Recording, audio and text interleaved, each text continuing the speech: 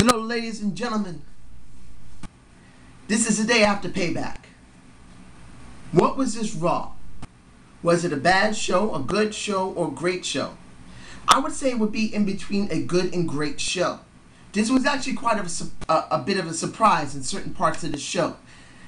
So let's get to the beginning of the show. Seeing ADR come out goes with the show. You got the new World Heavyweight Champion. It's worth showing him. And still going with a good guy who's basically a heel. At least in the very beginning. You can hear him. He is turned heel. It is flat out right there. I didn't expect CM Punk to come out with Paulie. And I didn't expect CM Punk to turn face right there, right now. I did a video at least 2 or 3 months ago saying that I believe that when it comes to Extreme Rules, of course this is well before what we get for Payback, that CM Punk, well, I figured that when he came back after Extreme Rules, that CM Punk would stay a heel for a little while and then turn face. I didn't expect him to do it the next night on Raw. Now, that's not totally a bad thing. It's just I feel sorry for Chris Jericho because, once again, he gets a loss on a pay-per-view. And in a sense, just really, for CM Punk, there's no road to redemption for CM Punk. He just proved that he's the best. And this was for CM Punk and Jericho just a rehashing which wasn't really necessary. Something to bring him back to turn him face. I was surprised, like I said, for him turning face on this show. I thought it would be at least a couple of weeks to a month. But seeing him talk to an ADR, saying that I want to match with you tonight. I don't care about your title. I just want to prove how good I am over you. And seeing Paulie being told, don't do this. And periodically through the night, you hear this. Hearing that he says, I don't need you as my partner in the ring, next to me in the ring. I don't need to be your client anymore. I'll always be a Paul Heyman guy. I'll always be your buddy. And then before the match, seeing Paul Heyman give him a hug. There are two things you can take from that. One, that's the hug of death because of what happened after the match. And I will be getting to it immediately. Or you can honestly say he did this because he actually loves CM Punk. I'm taking the latter. I'm going to put it like that. Of course, other people are going to say, dude, he just buried him because of Brock Lesnar. But that's how I feel about it. They're trying to tell a story, and it wasn't too bad of a story. Now, between CM Punk and ADR, it was a standard match we've seen between them, even though it has been quite a while since we've seen it. They do good work, both of them, as long as their chemistry is all there, and it was. So, during the match, ADR leaves. He doesn't want to deal with it anymore. And then Dolph comes out of nowhere to kick the ass of an ADR. Which was good. This now promotes their feud. You can see that ADR is still going to be heel and Dolph is now face. Seeing Brock Lesnar come out. And then F5 CM Punk. I'm fine with it. I know I said in one of my reviews that the best person to go up against CM Punk if he turned face would be Brock Lesnar.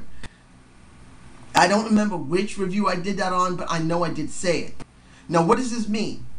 If they structure this right, we're going to have a really interesting struggle for a Paul Heyman. And I know that's not something you want to hear. Who cares about Paul Heyman? Well, the catalyst for both of these men is Paul Heyman. So Paul's going to have to choose who is he going to back the most. Is he going to back Brock? Is he going to back CM Punk, even though CM Punk doesn't want him there? Will CM Punk turn his back on Paul Heyman and say, screw you because you let your monster come after me? This is what I believe the dynamic is going to be. So I'm going to move on to Vicky Guerrero. Periodically through the night, the woman was confused beyond recognition from Triple H, Vince, and Stephanie. And it came to a head eventually when the Shield came out. She doesn't know where to turn. So what does this mean? It's not about her. It's about two things. One, the power struggle between these three individuals. Who I think is going to win over this, I have no idea. Is it good storytelling? Yes. because they really believed in the WWE that they have not been getting good ratings. So they have to put out the 3 most prominent people they got, which is Stephanie, Vince, and Triple H. They may not do any ring work, but seeing this power struggle is making at least something. And 2, I believe the Maddox is going to finally become the new either general manager of Raw or will take the place of a Vicky Guerrero as the managing supervisor. That's what I think. Now let's move on to the Caitlyn and AJ segment. And throwing in there Stephanie. AJ comes out wearing an open top, showing what boobies she's got.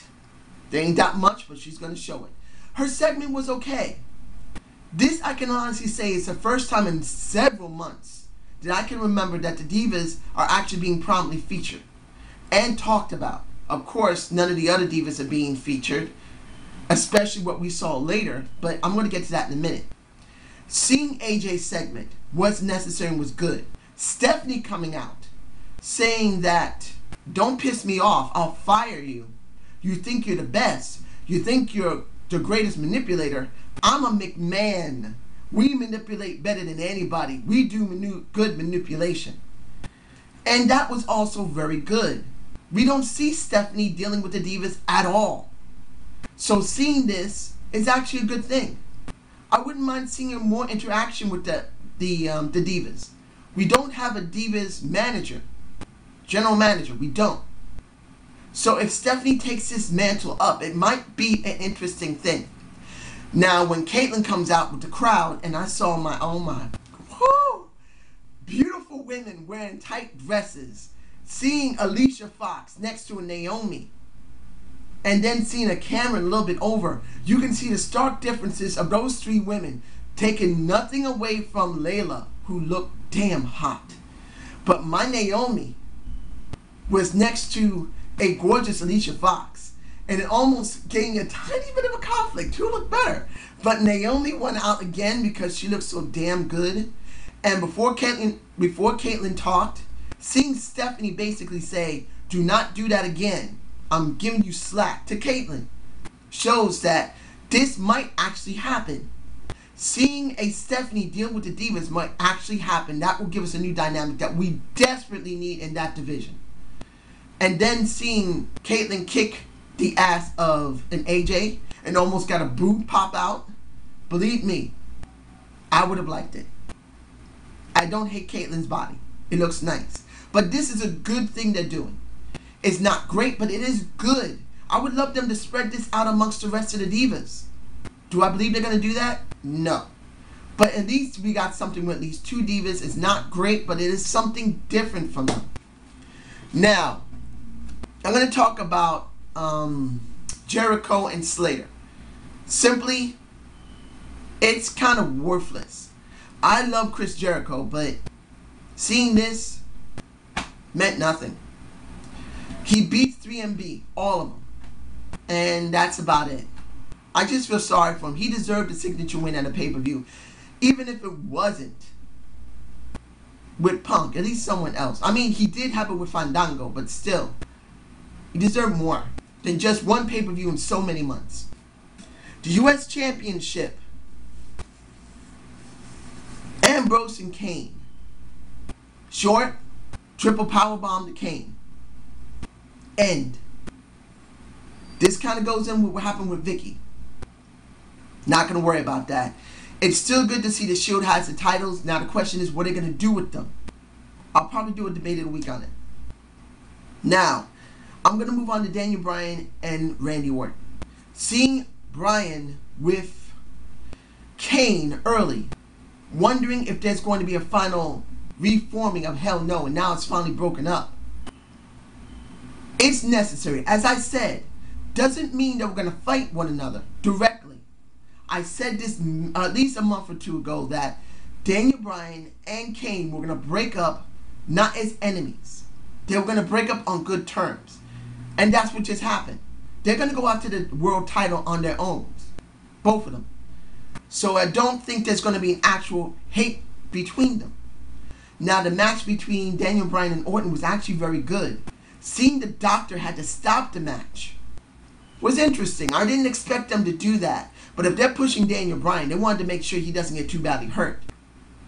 And then seeing his head bounce off the floor when it went up to the barricade, they had to make sure. This, I think, was part of the storyline. But seeing that they're not still going to switch Orton over from a face to a heel is very disturbing. It's obvious there was some pops for him, but he's way better as a heel. They do need heels right now. They need some heels that can be credible, and they don't got it. Daniel Bryan's still going on this road of the dark side, so let's see how far they're going to go with both these guys. Zed and Antonio Vazado. I felt that Zed would go after Antonio because Jack, I haven't checked the wiki on Jack. My guess is that he might be still dealing with what happened in court. Or they just threw him down into NXT or Superstars or something. I'm taking a guess to court problems. You tell me below. But Zed with Antonio is a good match. Now that they're pushing Antonio, I'm hoping for something more interesting from him. Zed is a great talker. Antonio is good in the ring. Get rid of the part with Antonio talking and give him a mouthpiece. Perfect. And that leads me into the Intercontinental Championship. We got Curtis Axel against Sin Cara. I don't know why they keep doing the lights with Sin Cara. He's very irrelevant. They should have done something more for Curtis Axel.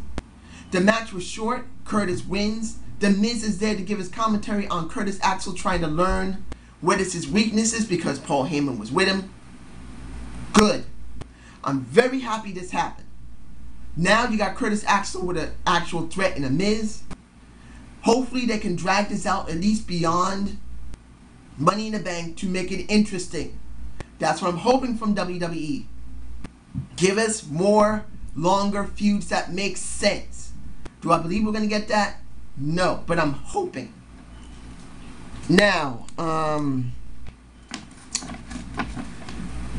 let's see, am I forgetting anything? I did Caitlyn, Orton I did. Alright, Rogue Scholars versus Sheamus. I feel sorry for Cody. Cody got basically jobbed out to try to continue the feud between Damian and Sheamus. I feel no feud. If anyone else feels a feud between Sheamus and Damian, you tell me below. The match wasn't bad, but it's not the point if the match was bad or good. They're still promoting a feud where Damian Sandow has not been up on top more than Sheamus. So I still don't have any feeling of interest here. You tell me below if this is a good feud, and you tell me what parts I miss. I have admitted that I have a lot on my mind right now, and there's a lot going on in my life. So I really do want to hear your thoughts on this. So you guys tell me below. Tell me what parts I might have missed, or maybe if it was Saturday morning slam, or maybe Wednesday night main event, maybe I need to catch their match if it was last week or week before, just to see something that might have been added. But as far as I see, nothing. This feud does not feel interesting at all. And I'm going to move on from there. Finally, if I'm right, yes. Finally, the segment with Cena and Mark Henry. I left this last because of how wonderful it was. I said in my Payback pay-per-view when Mark Henry was coming back, I don't know what they're going to do with him.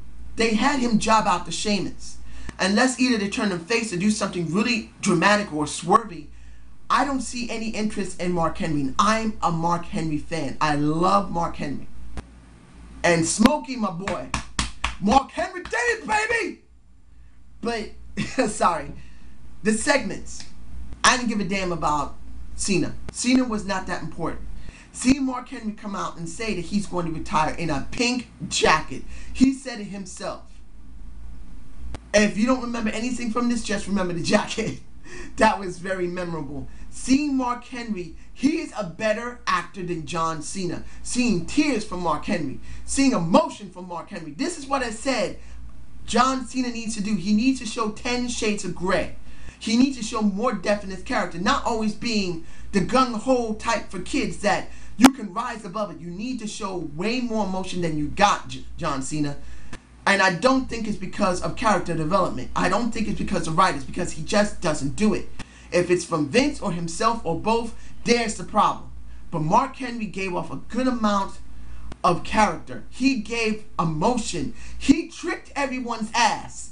So when he held that title up, when John Cena gave him, he handed it back. John gives him a hug because he believed it. And then he, world strong, and slams him. I said, yes! Yes, you get that motherfucker, yeah! That's exactly how I sounded. Those words exactly, ladies and gentlemen. I did not expect this. I didn't know what to expect. Hearing him retire got me upset because they have no credible heels. But seeing this, that made me beyond happy. Because now, even though there's a good chance they're going to bury him again like they did with Sheamus, that is what I'm hoping they don't do. Please, WWE, you came out like a lion. Don't end like a kitten. Make sure Mark Henry stays on top. And then when it goes over the Money in the Bank, let him win. It'll be a long time since someone's black has won. But more than that, you will give something to the older fans. They need someone that is credible against John Cena. If they let John get over on him too many times, this is over. And as much as I want Mark Henry to be great and credible, and I want him to have a 2013 run, baby, the man does deserve it. And JBL said it clearly. He's gone through every title that is important. The ECW title, when they used to be ECW. The world title. And look what happened to the ratings on SmackDown. The ratings jumped big time when he became champion. Throw him that title, and I bet you that the ratings will jump up. I bet you right now, there's a guy who's usually a subscriber who is COO. He usually leaves ratings on my channel. And I'm sure those ratings might show a jump because Mark Henry did what he did. If they didn't, I'll be a little surprised. But that's what I believe. What is the rating for this show? I'm going to give it a B. Yes, a B rating. What happened with Mark Henry was very good. Antonio with Zed is good. They're doing something with the Divas, even if it is somewhat limited. Caitlyn and AJ is not that bad. When it comes to ADR and when it comes to Dolph, they're still going on a good track with Dolph. Turn him face, which they did. And also when it comes to Punk and Brock Lesnar. This is what I'm hoping for. Brock and him have a long program. And put Paulie in there as someone who's conflicted. And then what's ever going on with Triple H, Vince, and Steph. I don't know if it's going to be good storytelling, but at least it's something. They gave us something here. So I'm giving this a B. So I hope you enjoyed the Zane's View. Subscribe and comment to my channel, ladies and gentlemen.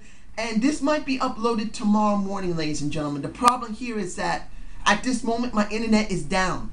Again. So I'm hoping I can upload this during this day. This is Tuesday. If not, I hope you understand when it gets uploaded Wednesday because the internet is down and is not working properly. So you have a good day, ladies and gentlemen.